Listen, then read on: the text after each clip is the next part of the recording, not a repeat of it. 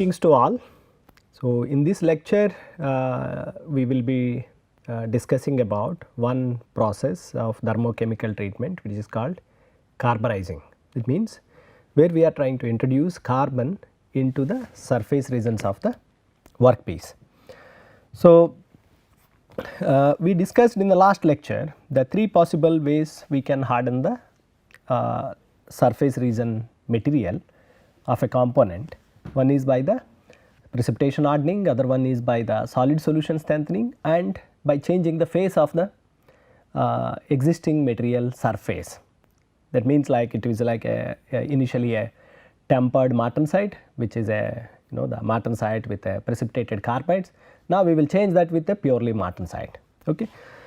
So, how we know that actually in the iron carbon system the martensite is the hardest phase.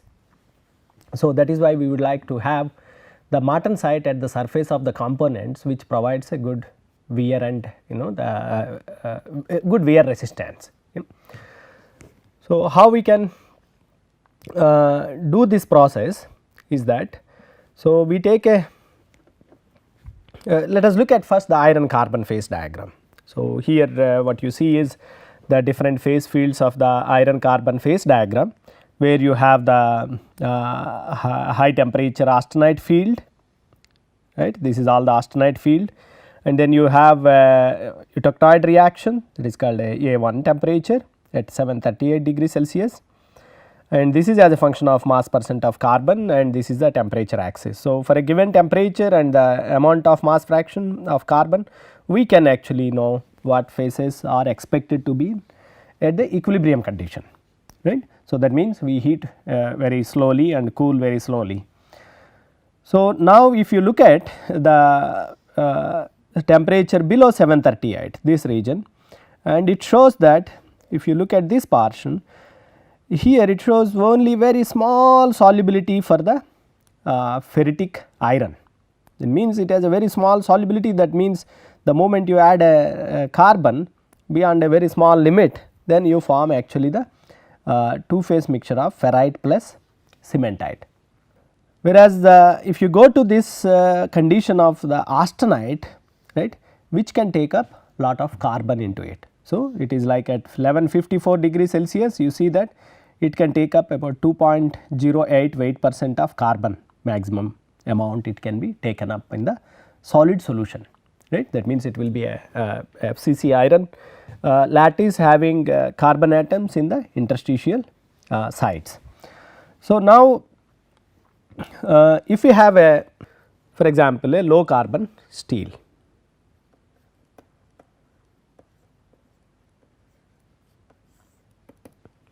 so you have the low carbon steel component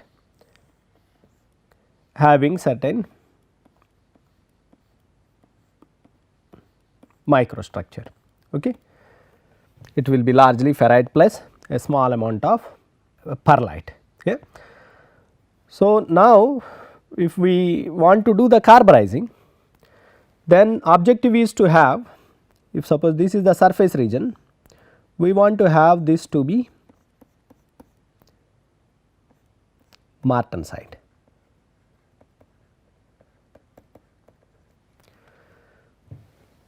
Whereas, the bulk, this is the core, will be just like a ferrite plus cementite, or you can say that a ferrite plus perlite. Yeah. So, this is the kind of situation we want to have after the carburization treatment. So, how can we achieve that? Now, the issue is, let us say that because we know that lot of carbon can dissolve in the austenitic phase. So, if I say that this is the temperature axis, and then what I do is that, and this is where actually the A3 temperature, this is the temperature above which everything will be austenite. Okay. This is the A3 temperature, here it will be gamma, okay, phase single phase gamma, and then we take this sample to this region, okay, and then we introduce the carbon into the surface region. Okay. So, then what happens actually, if you look at actually the way the if you go from the surface into the percentage of carbon as a function of distance below surface. So, we generate something like this. Yeah. So, but if you see the microstructure, entire sample, that means if this is the surface region having the carbon enriched region, okay, this is the region having a high amount of carbon and both are austenite, right. At this condition this is also gamma, this is also gamma, okay, gamma is for the austenite. But the difference is the amount of carbon is different at the surface region gamma, that means it has got a higher carbon than the gamma which is below the surface subsurface. Yeah. So, now actually when you take such a composite sample, okay, and cool rapidly, okay,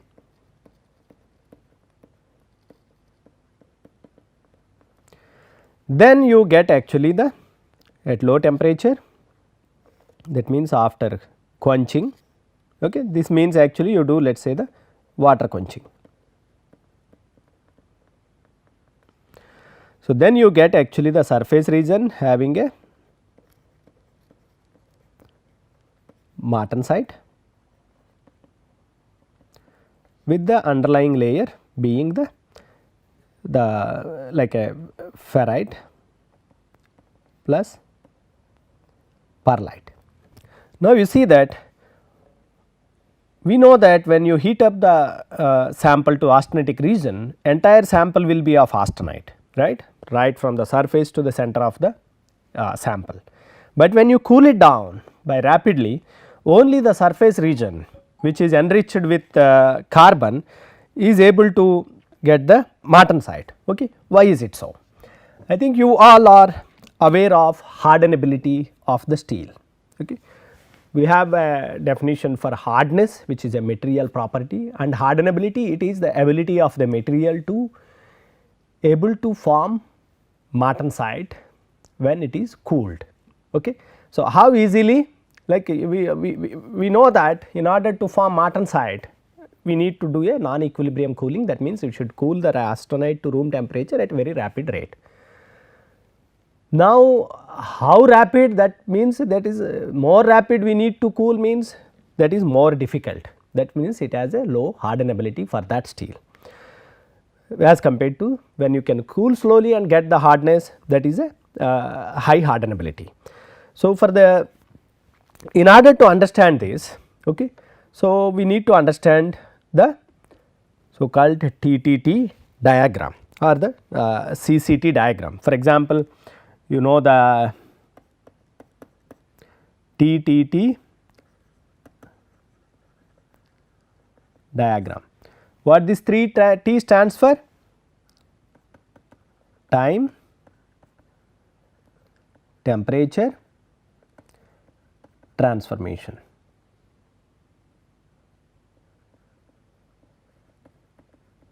Yeah.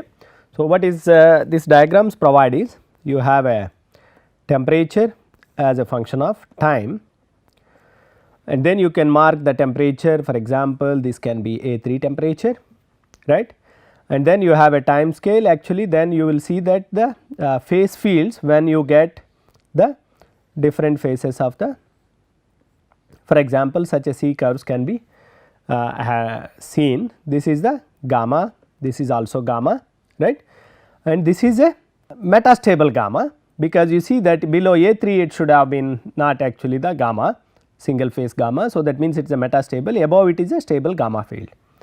And these diagrams tell us that how you can construct such a diagram. You take a steel sample, take it to the austenitic region, that means above A3, and rapidly cool it down to, let us say, temperature T1, okay, and you hold it at this temperature, and then you start to see when it starts to form the, for example, the suppose if it is a eutectoid steel, then when it will start to form the perlite, right. That time is will be given by this, that is a perlite start, and then if I keep it, then here the amount of perlite will be keep increasing and then it will be fully perlite. This is the perlite complete, right. So, this is where actually you have a perlite plus gamma, and then here you end up with fully perlitic steel. So, that is the connection of all these points, and you can do this at different temperatures, you get that. So, now actually the some line will be there, that is called as a Martensite start temperature line. Okay. That means, if you can reach these points, okay, then we can produce the Martensite. Now, for example, in the carburizing we have a sample, okay. At the surface region you have, if I plot here the carbon content, then up to here this will be more, okay, and then it will be like that in the this one. So, this is also gamma enriched with carbon, this is a gamma which is having the carbon as in the initial steel chemistry. Now, these, if we want to produce the Martensite, for example, in this particular steel, so then we need to, for example, from this state we need to cool it at least, it should be the, okay, this should be the minimum cooling rate. This you see that this is actually the dT by dt, okay, that is the cooling rate, dT by dt, the slope of this line. This is the minimum cooling rate at which you can get the Martensite. If you are going higher than this, okay, smaller than this, then you will enter into this region where you produce actually the perlitic microstructure, that means you will not get the Martensite. So, however, these diagrams, okay, would known to have a dependence on the the steel chemistry, okay. How we can do that? Suppose for example, I have another steel having a more carbon than what has been shown here, that will have is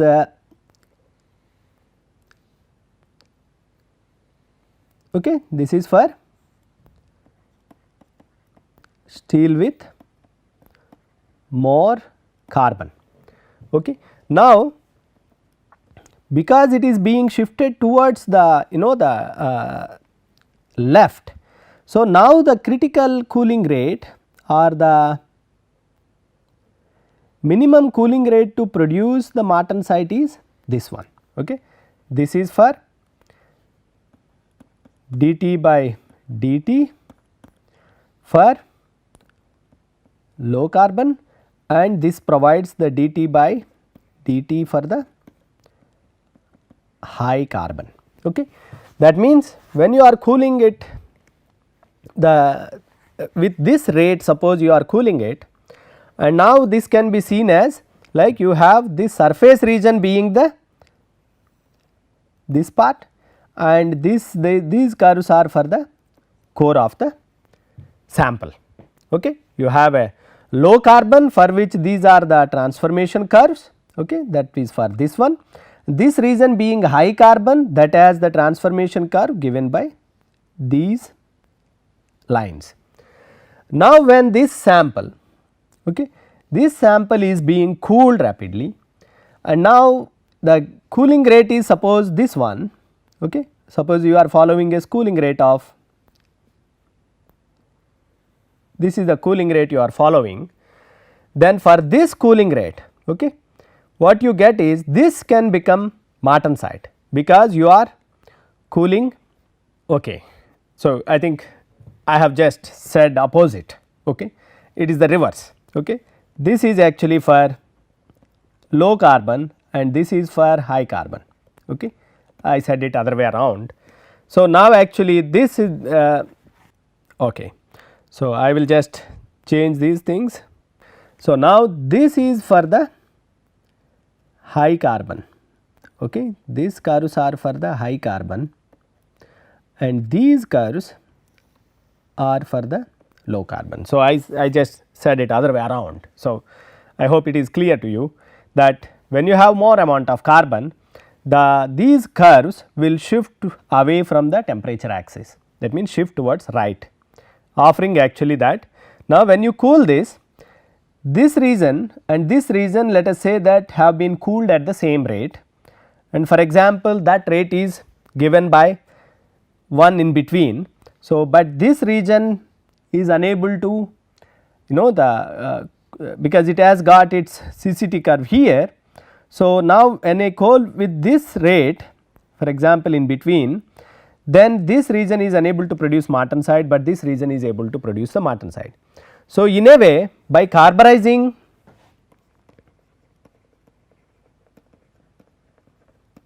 what we are doing is we are enhancing the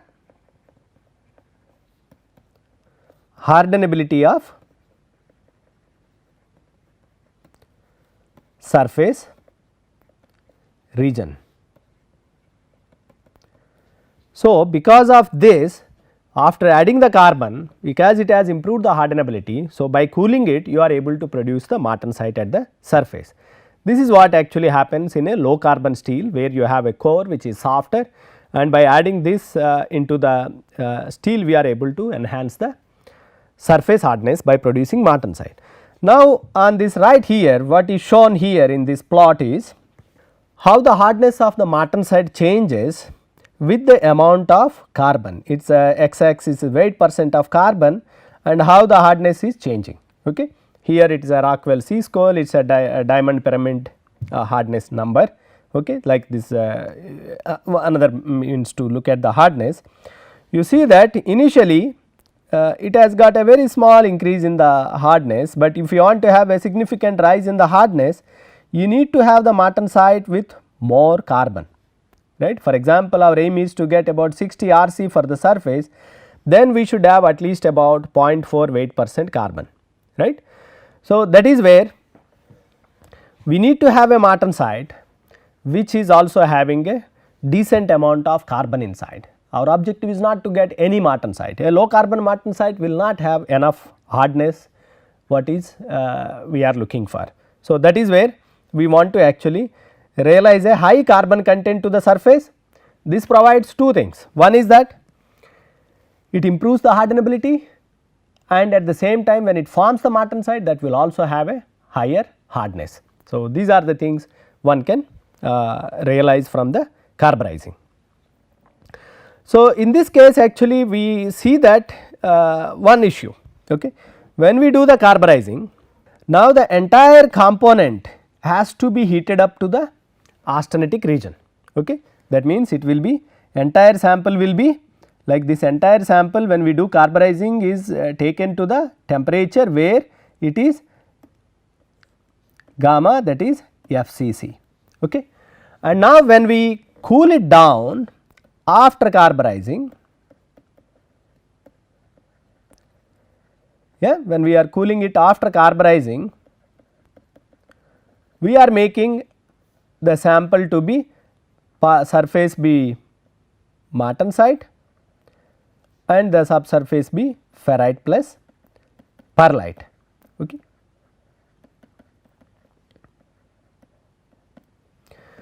So, martensite, okay. So, I hope you are able to read that. So, due to this, because FCC being a much close packed structure as compared to BCC, ferrite or the body center tetragonal martensite. So, you see that there will be a volume increase when we cool the sample after the carburization. You imagine that you have a big component, okay, let us say a very big gear, and we do the carburizing by heating up this entire big gear to the austenitizing temperature, and we know that we need to cool it rapidly in order to produce the martensite at the surface. And when we do that, entire sample tries to change its phase and there will be a large distortions, that means it wants to actually change, and that can lead to a dimensional intolerance. You have made the gear has been manufactured with certain dimensions, right. Now, due to the heat treatment, okay, which we are doing like by carburizing and then quenching, we will introduce actually the dimensional changes. So, that requires again a machining, and even a component can fail because of the stresses being generated from this transformation. So, that is the one disadvantage of carburizing. And another problem is that, for example, you have a bulk microstructure that has been optimized by doing certain heat treatment and mechanical deformation. But now in the process of carburizing, you are killing all of it. It is like by heating the things to austenitic region means it is a reset button type. Okay. Whatever has been optimized, it all will go, everything will come to the austenite now. Now again it requires that we need to optimize again the bulk property. So, that is also another the disadvantage of carburizing. Okay. But it allows you to do very quickly because carbon sources are very cheap. Okay. That means and then so there are the limitations for every process. Yeah. So, keeping in mind these limitations, now if we move to nitriding, okay. So, whether this can be eliminated. Yeah. So, the nitriding employs the hardening for the surface regions by the precipitation hardening mechanism. Okay. So, what is shown here is the metastable iron nitrogen phase diagram. You see that metastable because here we all these iron nitrides actually are thermodynamically unstable. The same holds for the iron carbon phase diagram, which is also metastable whenever we introduce cementite in that phase diagram. So, now here you see that this is only a portion of the iron nitrogen phase diagram because you see that we have not gone to the 100% nitrogen axis. So, again you see here you have a ferritic phase that is only in this small region, right. This is the border for the ferritic iron. It has got a very low solubility, at the eutectoid temperature of 592 degree Celsius it can only take a 0.4 atomic percent. Yeah, you see that this is given in atomic percent, in 8% it will be somewhere around 0.1, right. So, and the moment you cross this nitrogen solubility limit, you start to produce this gamma prime iron nitride. Okay. So, that is what is expected to happen when you take a pure iron, okay, because this is a iron nitrogen phase diagram.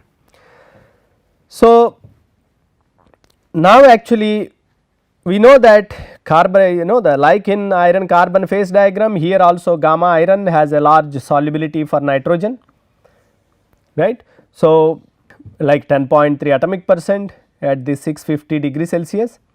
However, we do not want to go to this temperature. The reason being, this is what we are doing it with carburizing, where I am able to produce a carbon enriched layer that can produce martensite. Same thing can be done with nitrogen. You can produce a iron nitrogen austenite, okay, which is enriched with iron nitrogen. When you cool it rapidly, you produce a iron nitrogen martensite. Okay. That is not the whole purpose because that can be already done by the carburizing. So, how does this nitriding work? So, we do not want to have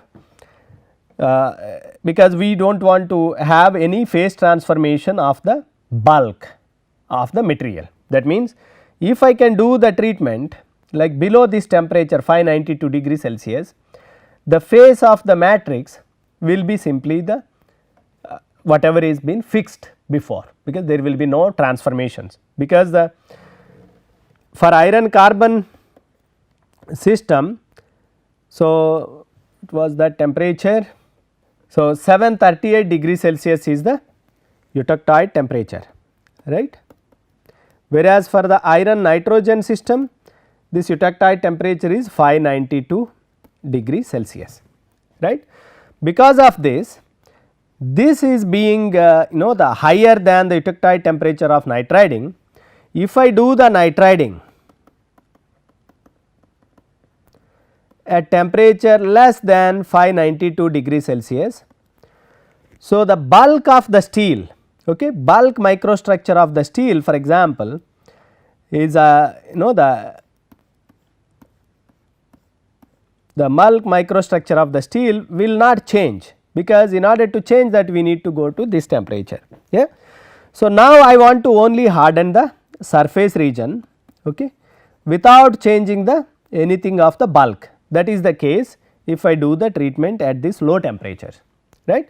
So, you have a component which has already fixed its internal microstructure, bulk microstructure, and now I do not want to change anything of the bulk property. That means, I should not heat it up to too high temperatures where transformations can happen.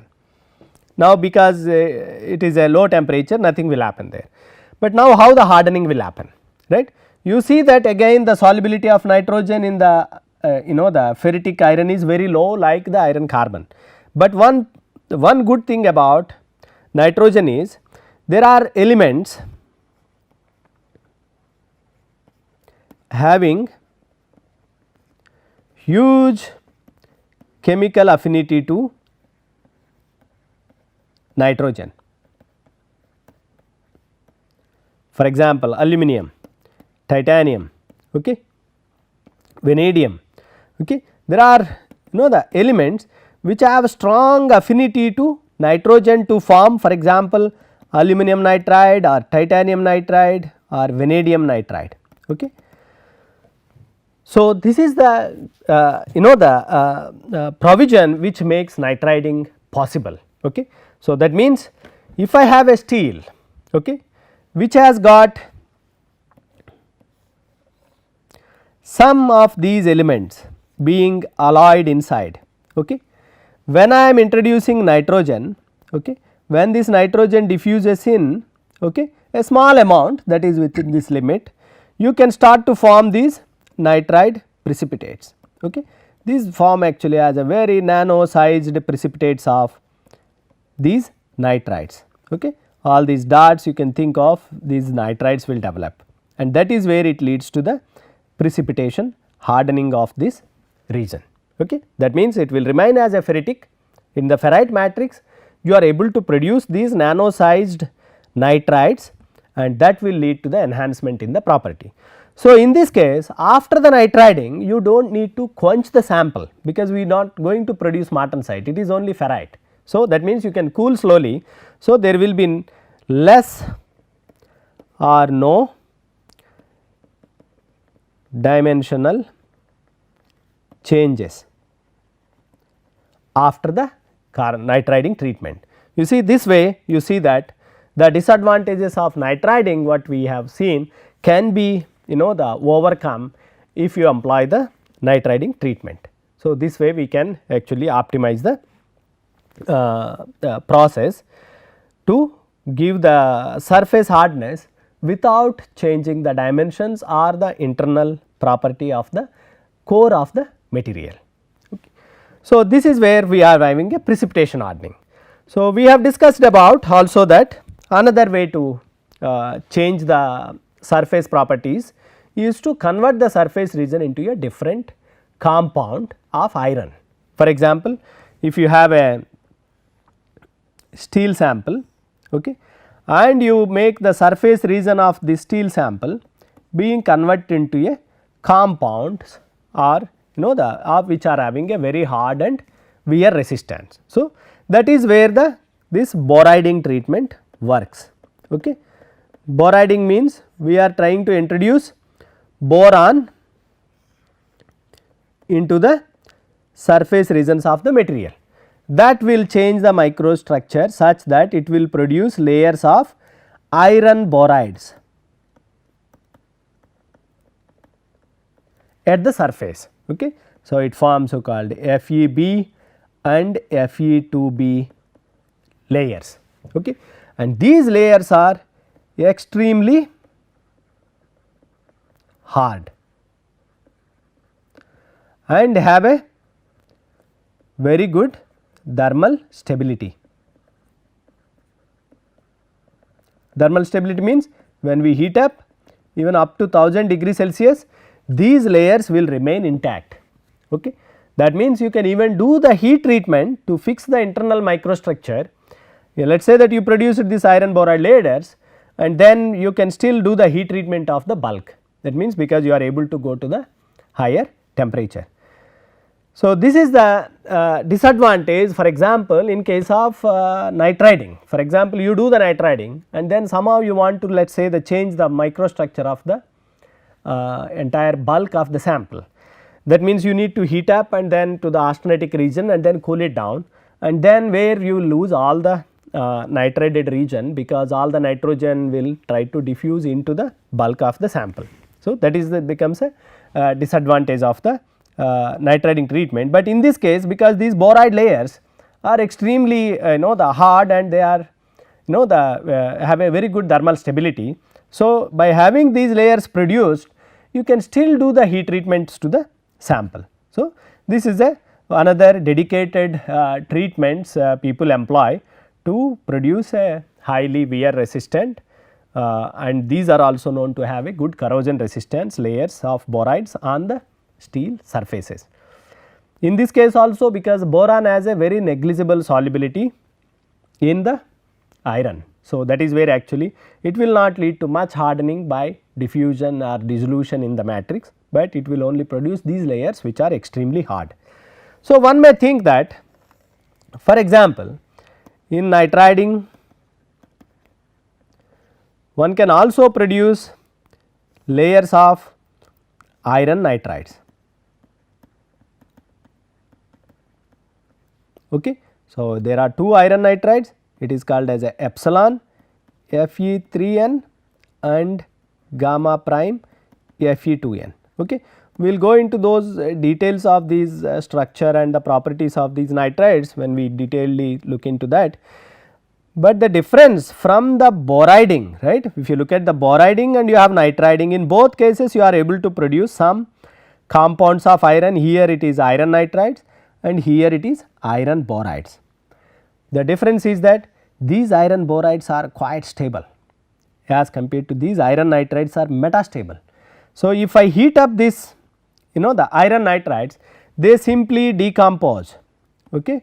They lead to decompose into iron plus N2 gas. Okay. So, you end up with simply a porous material, okay, with nitrogen gas filled pores. So, that is where once you produce these iron nitrides, they are also hard, but they have a very less thermal stability because they are thermodynamically unstable. So, you will not be able to have them as a very porous free layers, whereas these iron borides are extremely stable. Okay. So, that is where actually this kind of compound layers can be produced with boriding and with a good properties as compared to the iron nitrides. So, in the case of nitriding, that is why mostly people wants only the no compounds, but it is a alpha iron matrix with precipitates of alloying element nitrides, right. These are the nitrides of like aluminum nitride or chromium nitride or the titanium nitride. Okay. This is the kind of hardening people wants. Okay. Now, this is all the about a sort of a quick overview of these three categories of thermochemical treatments. Carburizing, where we are actually producing a martensitic layer on the surface of the steel by introducing carbon into the austenite and followed by its quenching. This leads to carbon does two purposes. One is it will increase the amount of carbon that leads to whatever the martensite is forming will have a higher hardness, and same time it is also improving the hardenability, but with the cooling rate whatever you employ, it is easy to form martensite at the surface than in the core of the your sample. The other process which we have discussed is that because the carburizing has a disadvantages, that when you cool it down after the carburizing treatment, it involves the phase transformation of the entire sample, that means the bulk as well as the surface region, right. That involves a transformation from a close packed FCC gamma phase into a much openly structured BCC or BCT phase.